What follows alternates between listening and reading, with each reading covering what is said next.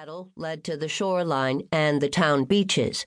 North was a shortened petal, due to the filling in of a marsh years ago that resulted in a lumber yard being located there, blocking the road. The Frank family had run the lumber business for years. Pete Frank Jr., PJ to most people, had struggled in recent years to keep the business running, but thanks to some new investors, he was on his feet again. Good thing. The lumber yard employed 20 people, not insignificant in a town of Goosebush's size.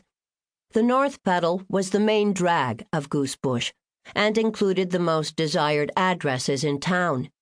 It ended in the Wheel, which was as close to a commercial district as Goosebush got. The Wheel, short for Captain's Wheel, included access to the police station, hardware store, Bits, Bolts, and Bulbs, Paul's grocery store, and Spencer's package store. Directly on the Wheel was the Star Cafe, the post office, a real estate office, the local pharmacy, and a gas station. There wasn't a single national chain store in Goosebush. Folks liked it that way. Schools, restaurants, and other stores were between the petals. On the north petal, there was one spot, across from the boatyard, with an unobstructed view of the harbor and a distant ocean view. It was a triple lot, raised higher than its neighbors, set back from the street edge. If you were new to town, you could be forgiven for not thinking there was a house up there at all. So difficult was it to see from the street and through the perfectly maintained privet hedge. But windward was there, behind the reinforced stone wall. It was named after the ship of a very long-ago Jayne relative. Access to the house and garage were granted through a gap in the wall and an electric gate. Not that it was used much, at least not much these past few years.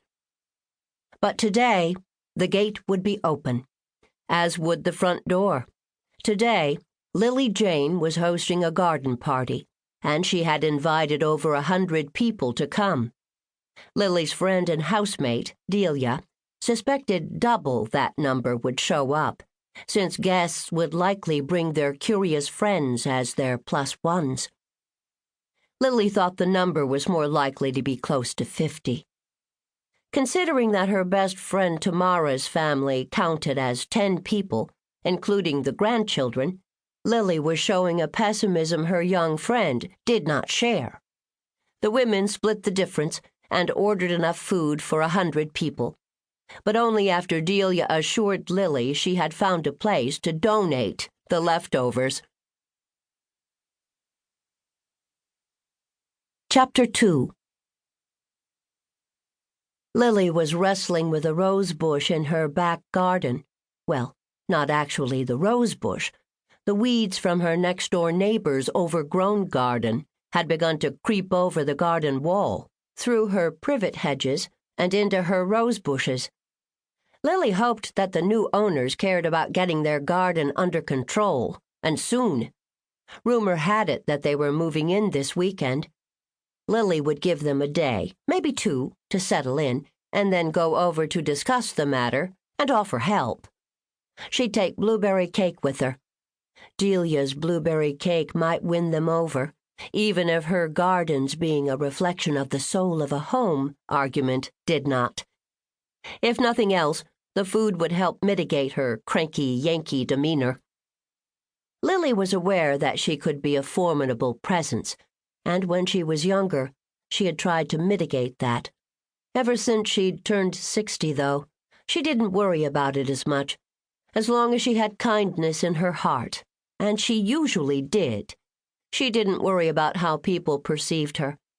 In fact, keeping folks off balance gave her tremendous pleasure.